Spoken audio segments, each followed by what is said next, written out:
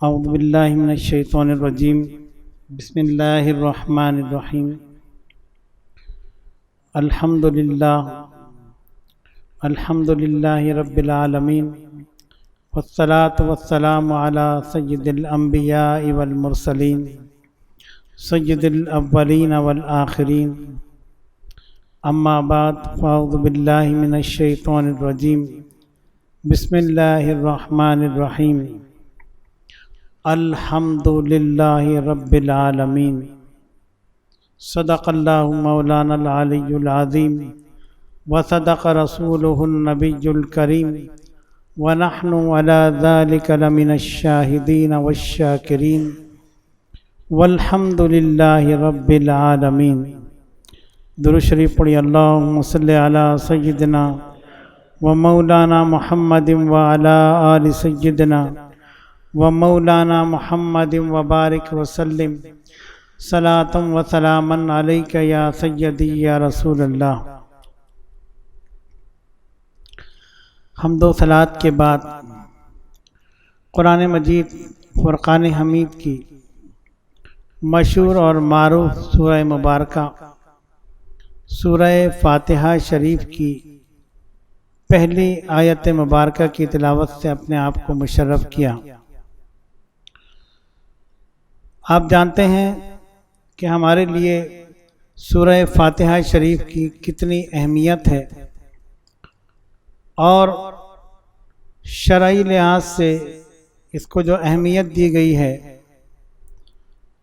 اس بنیاد پر ہمیں اس بات کا اندازہ ہے اور یقین ہے کہ یہ سورہ مبارکہ جو ہے یہ اپنے اندر بہت سارے فضائل اور کمالات رکھتی ہے۔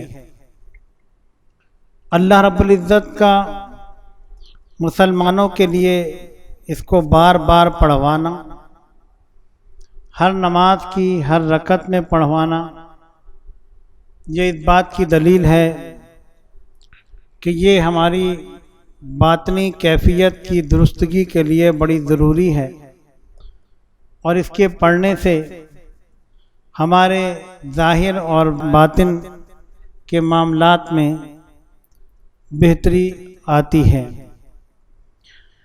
صوفیہ کرام نے بھی اس سورہ مبارکہ کو وظیفے کے لیے بھی استعمال کیا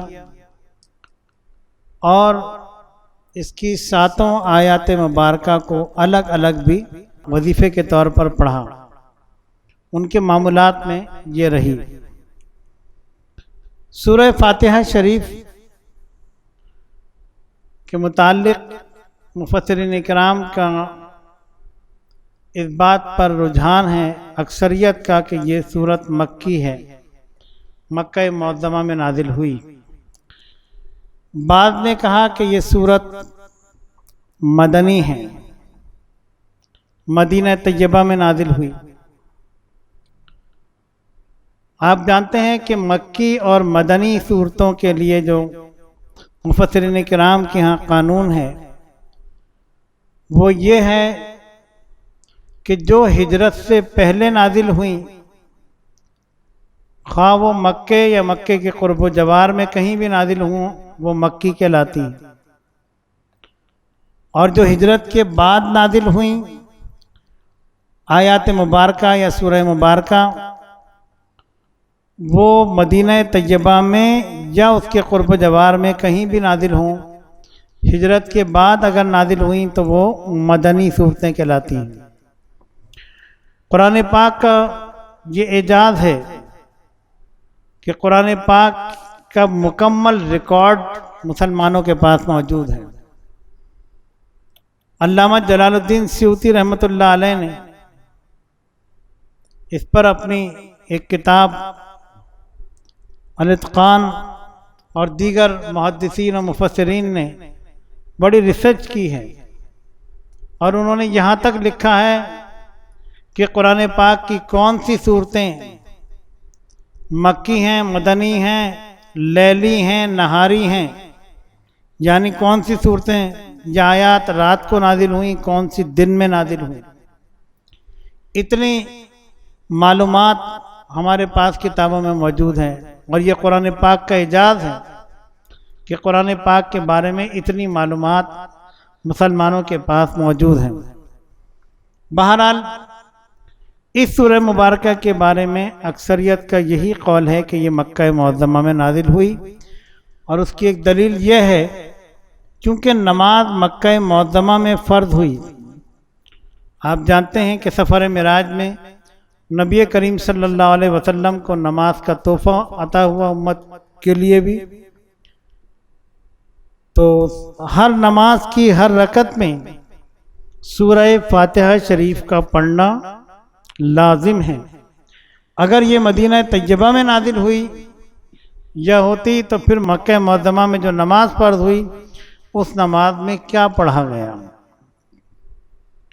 لیکن ایک قول ہمیں یہ محدثین کا ملتا ہے، مفسرین کا، کہ یہ سورہ مبارکہ یعنی سورہ فاتحہ مکہ معظمہ میں نازل ہوئی ہجرت سے پہلے، اور جب میرے آقا جان کونین صلی اللہ علیہ وسلم نے مدینہ طیبہ ہجرت فرمائی تو یہ سورہ مبارکہ اللہ نے پھر نازل فرمائی۔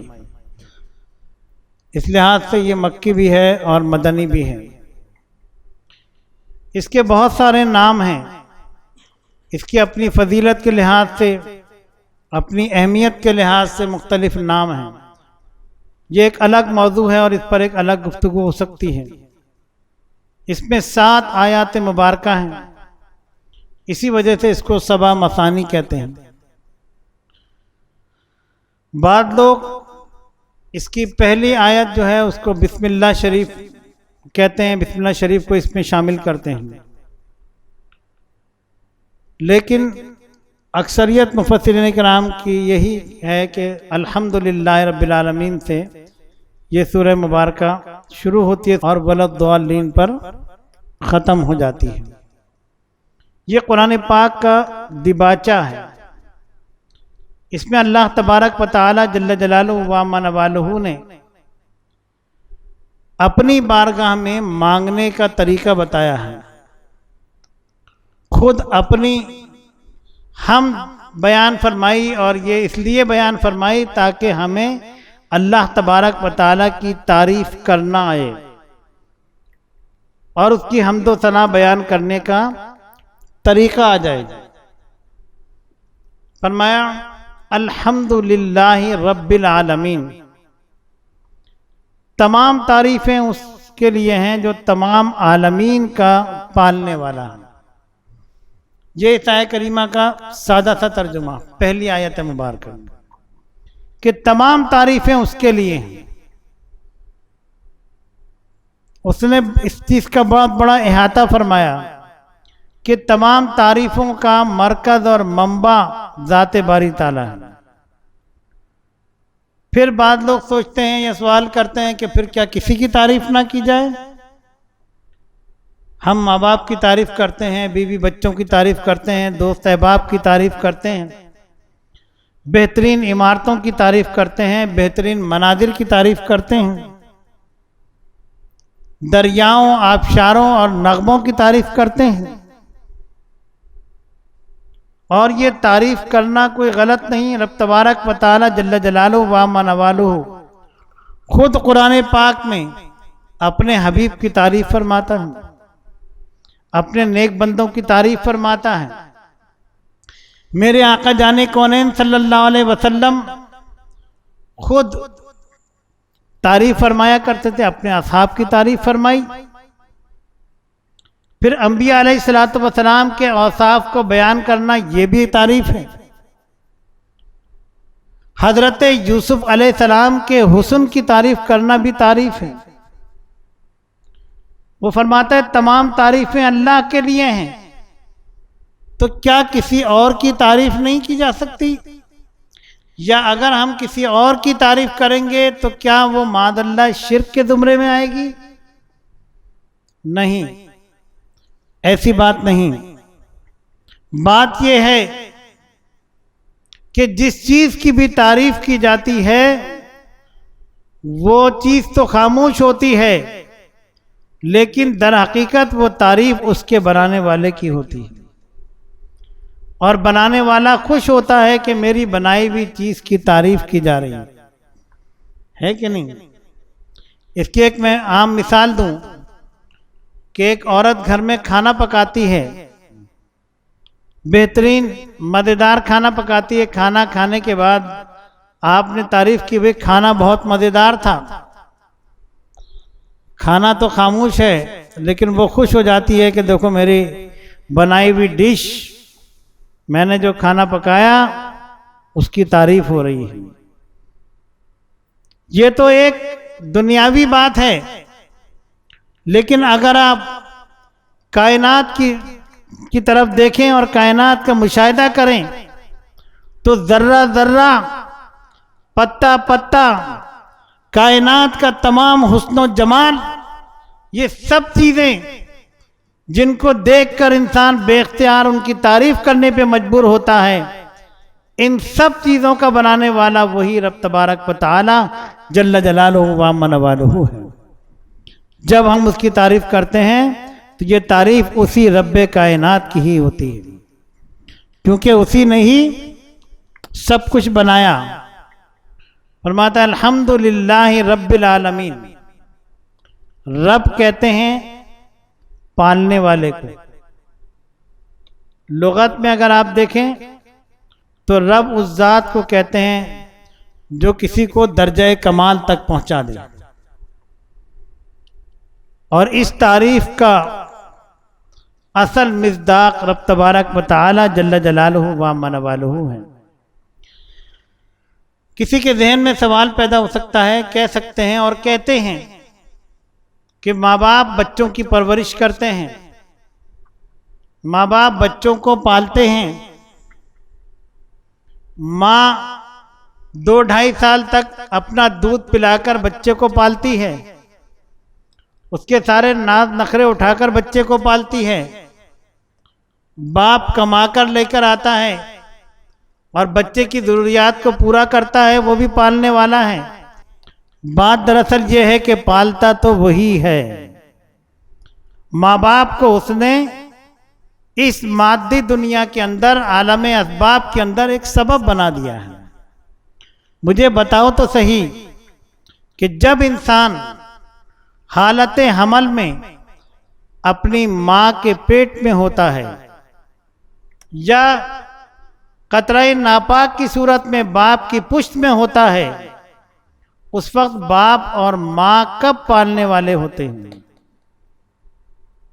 اب جب وہ شکم مادر میں آتا ہے، ماں کو پتہ ہوتا ہے کہ ہاں وہ حاملہ ہے، اس کے پیٹ میں ایک جان پرورش پا رہی ہے، لیکن کس طرح پا رہی ہے یہ اس کو نہیں پتہ ہوتا۔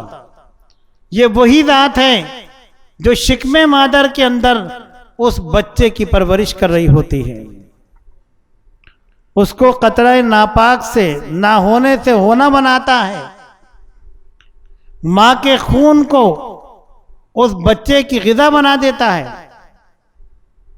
اور سارے اعضاء اس کے شکم مادر میں تیار ہو رہے ہوتے ہیں، حالانکہ ماں کچھ نہیں کر رہی ہوتی۔ اس وقت اس کو کون پال رہا ہوتا ہے؟ 9 مہینے تک وہ بچہ ماں کے پیٹ میں پرورش پا رہا ہوتا ہے، ماں تو خود اپنا کھانا کھاتی ہے۔ یہ اس رب کا کمال ہے کہ ماں کی غذا سے جو خون بنتا ہے وہ اس بچے کی غذا بنا دیتا ہے، اور اس خون سے اس کے جسم کے اعضاء کو تیار کرتا ہے۔ ماں کو کچھ نہیں پتا ہوتا کہ کون کون سے عضو تیار ہو چکے ہیں۔ پورا انسان بہت چھوٹے سے سائز کے اندر تیار ہو جاتا ہے۔ 9 مہینے کے بعد جب وہ بچہ شکم مادر سے اس عالم اجسام میں آتا ہے، ماں اس کو اپنی گود میں لے لیتی ہے، اپنے سینے سے لگاتی ہے اور اپنا دودھ اس کو پلاتی ہے۔ لیکن ذرا یہ تو بتاؤ کہ اس ماں کے سینے میں دودھ کی نہروں کو بہانے والا کون ہوتا ہے؟ وہی رب کائنات ہے جو حقیقت میں رب العالمین ہے، پالنے والا ہے۔ آپ دیکھیں کہ اس کی جو عطا ہے اس میں کتنی سخا ہے، کتنی برکت ہے۔ وہ بتاتا ہے کہ دیکھو جب میں عطا کر رہا ہوتا ہوں اس میں کتنی برکت ہوتی ہے، کتنی سخاوت ہوتی ہے، اور جب میں اس میں سے برکت چھین لوں یا اپنی عطا میں کمی کر دوں اور تم اس کو پورا کرنے کے لیے مادی ذرائع استعمال کرتے ہو تو تمہیں کتنی قیمت ادا کرنی پڑتی ہے کہ نہیں؟ ان ماؤں سے پوچھو، ان ماں باپ سے پوچھو جن ماؤں کے ساتھ کوئی ایسی پرابلم آ جائے کہ وہ بچے کو دودھ نہیں پلا سکیں، یا دودھ اتنا نہ ہو کہ بچے کا پیٹ بھر سکے، تو پھر کیا ہوتا ہے؟ ڈاکٹر بازار سے آرٹیفیشل دودھ لکھ کر دے دیتے ہیں کہ یہ بچے کو پلایا جائے۔ اب وہ دودھ نہیں ہے، وہ تو کیمیکل سے بنا ہوا ایک پاؤڈر ہے جس کو دودھ تصور کیا جاتا ہے۔ کبھی وہ کسی بچے کو راس آتا ہے اور کبھی کسی کو راس نہیں آتا، لیکن وہ رب کائنات جب اس بچے کے لیے ماں کے سینے میں دودھ اتارتا ہے تو اس کی طبیعت اور اس کے مزاج کے مطابق اتارتا ہے، اور اس میں اتنی برکت ہوتی ہے کہ ماں کے دودھ سے بچے کا پیٹ بھرتا ہے، اور ماں سمجھتی ہے کہ میں پال رہی ہوں۔ بے شک ظاہری طور پر وہ اس کو دودھ بھی پلا رہی ہے، اس کو گود میں بھی لے رہی ہے، اس کے سونے کا، جاگنے کا، لباس کا، ہر چیز کا خیال رکھ رہی ہے۔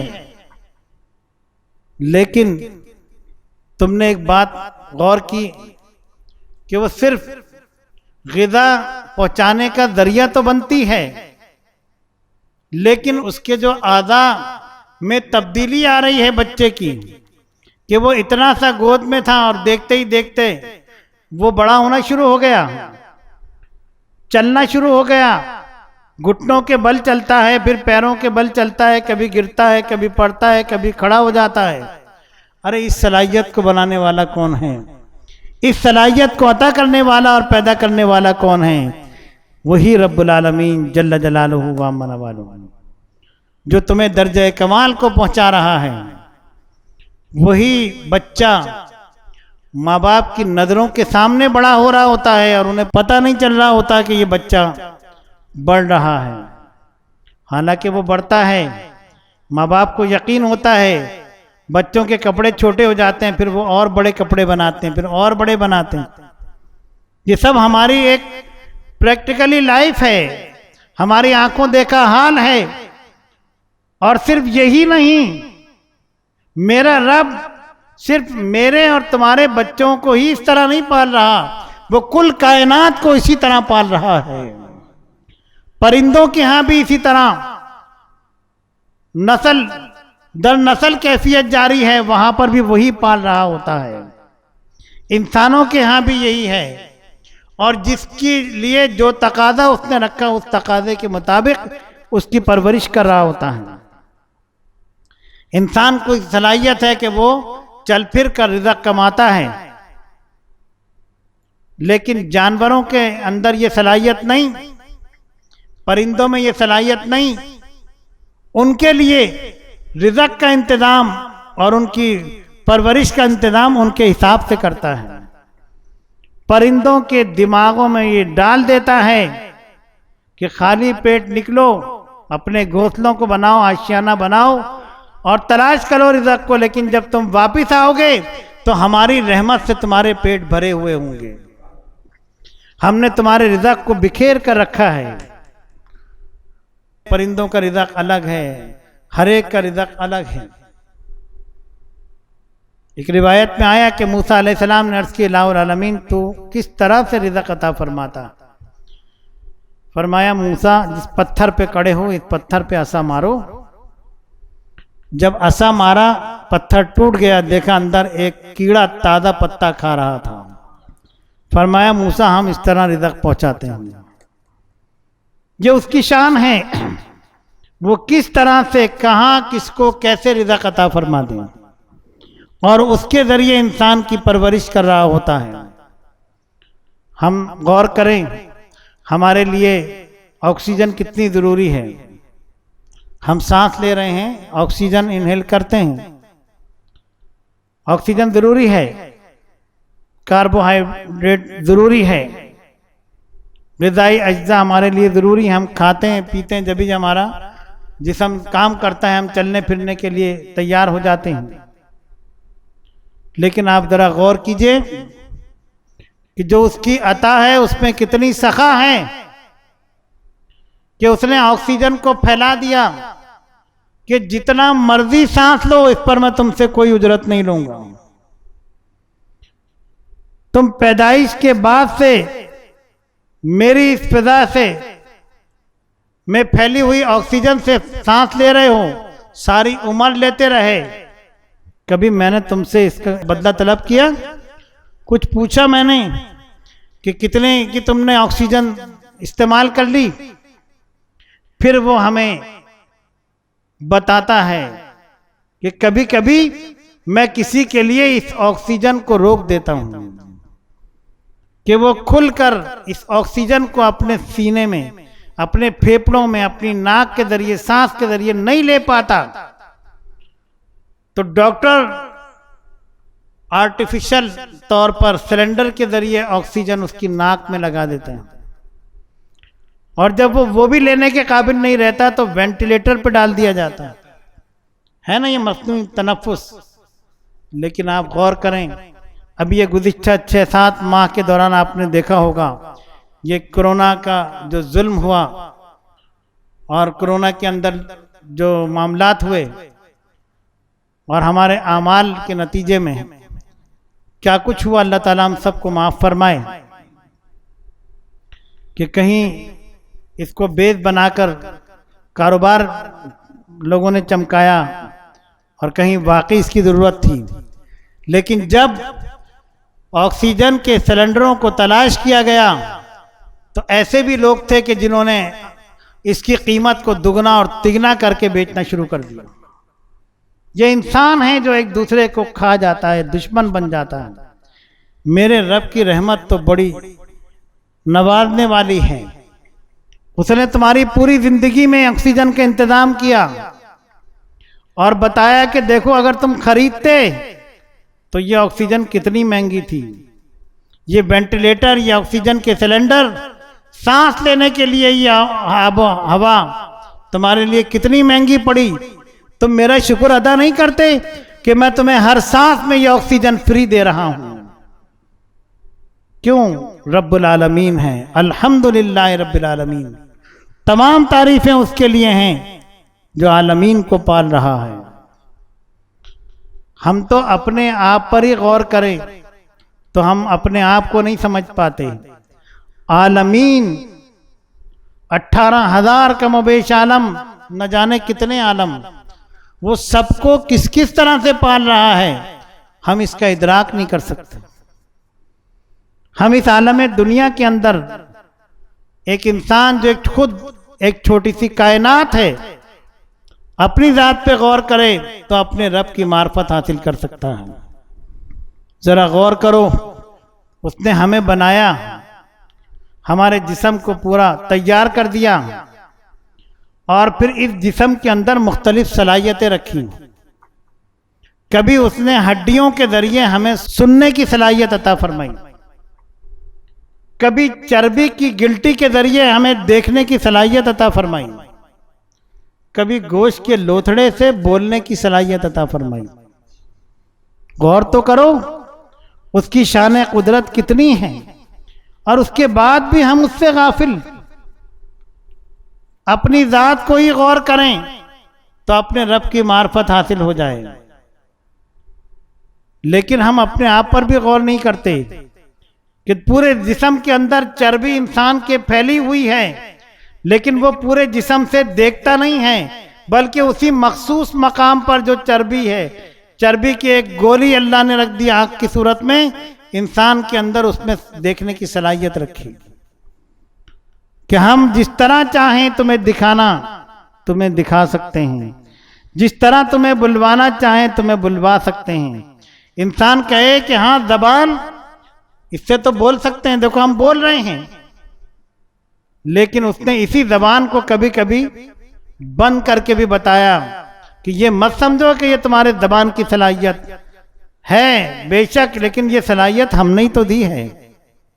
کتنے ایسے ہیں جو اس پوری زبان کے باوجود بولنے کی صلاحیت نہیں رکھتے، اور کتنے ایسے ہیں جو پہلے بولتے تھے، ہم نے ان کی زبانوں کو بند کر دیا ہے کہ نہیں؟ اس عالم کائنات میں دیکھو کتنے ایسے عبرت کے نشان موجود ہیں، اور ہمیں چاہیے کہ ہم اس پر اپنے اوپر غور کریں اور اللہ کا شکر ادا کریں کہ آج ہم بولنے کی صلاحیت رکھتے ہیں۔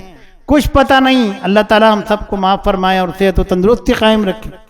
کتنے ایسے ہیں جو آج بولنے کے قابل نہیں رہے، کتنے ایسے ہیں کہ جو دیکھتے تھے دیکھنے کے قابل نہیں رہے، سنتے تھے سننے کے قابل نہیں رہے۔ اس نے اس کائنات میں ایسی نشانیاں بتائیں اور بتا دیا کہ یہ صلاحیتیں ایسی ہیں جو ہم نے دی ہیں، اس لیے کہ ہم رب العالمین ہیں۔ کبھی اس صلاحیت کو ہم نے پیدائش سے ہی شروع کر دیا، اور کبھی ایسا ہوا کہ ہم نے پیدائشی طور پر ہی وہ صلاحیت چھین لی۔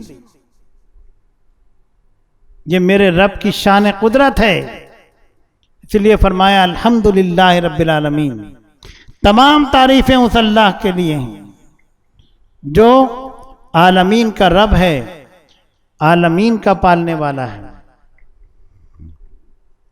دیکھو ہم اگر کسی کے کام آ جاتے ہیں تو ہمارا دل چاہتا ہے کہ یہ بندہ ہمارے احسان کو مانے، ہے نا؟ چھوٹا سا بھی احسان کریں، انسان کی فطرت۔